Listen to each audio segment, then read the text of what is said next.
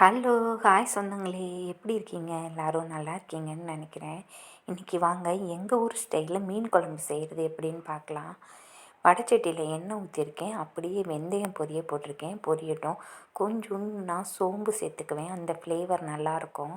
இது ரெண்டும் நல்லா பொரியட்டும். பொன்னிறமாக ஆனோன்னே சின்ன வெங்காயம், பூண்டு, பச்சை மிளகாய் இதெல்லாம் நறுக்கி வச்சுருக்கேன். சின்ன சின்னதாக பொடி பொடியாக நறுக்கி வச்சுருக்கேன்.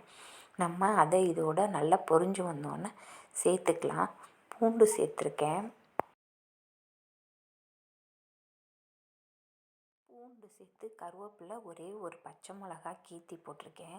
அதுக்கப்புறம் பெரிய வெங்காயம், சின்ன வெங்காயம் பொடி பொடியாக நறுக்கி வச்சுருக்கேன். அதையும் சேர்த்து நல்லா பொன்னிறமாக வதக்கிக்கலாம்.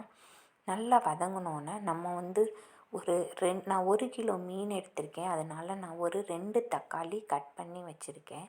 அந்த தக்காளியும் சேர்த்து அதிலே சேர்த்து நல்லா வதக்கி விடலாம். கொஞ்சம் நல்லா வதங்கினோன்னே நாங்கள் எங்கள் ஊரில் அரவை மாதிரி எதுவுமே போட மாட்டோம். வீட்டு குழம்பு மிளகாய்த்தூள், கொஞ்சோண்டு மஞ்சத்தூள், கொஞ்சம் உப்பு, இவ்வளோ தான். வேறு எதுவுமே நாங்கள் போட மாட்டோம். சூப்பராக இருக்கும். ஆனால் மீன் குழம்பு இது நல்லா வதங்கி முடிச்சு எலுமிச்சம்பழம் சைஸில் புளி எடுத்து கரைச்சி வச்சுருக்கேன். புளி கரைச்சல் அதை அதோடு சேர்த்துக்கலாம். இது ரெண்டும் நல்லா மிக்ஸ் ஆகி நல்லா கொதிக்கட்டும். இந்த மாதிரி கொதிக்கிற ஸ்டேஜில் நாங்கள் ஒரு 2 துண்டு மாங்காய் இருந்ததுன்னா சேர்த்துக்குவோம். இல்லைனாலும் சேர்க்க வேணாம். நான் ஒரு 2 3 துண்டு மாங்காய் சேர்த்துக்கிறேன் புளிப்புக்கு. மாங்காய் சேர்க்குறவங்க புளியை கொஞ்சம் கம்மியாக ஊற்றிக்கோங்க. அப்போ தான் நல்லாயிருக்கும். புளி ரொம்ப ஊற்றுனீங்கன்னா மாங்காய் பொரியல் புளிக்க ஆரம்பிச்சிடும் ரொம்ப. அதனால் கொஞ்சமாக புளி ஊற்றிக்கோங்க. மீனை நல்லா கொதி வந்தோடனே மீனை எடுத்து போட்டு ஒரு 2 நிமிஷம் இல்லையா ஒரு 5 மினிட்ஸ் வேக வச்சு. இந்த மீன் பாப்லெட் மீனுன்னு எங்கள் ஊரில் சொல்லுவாங்க.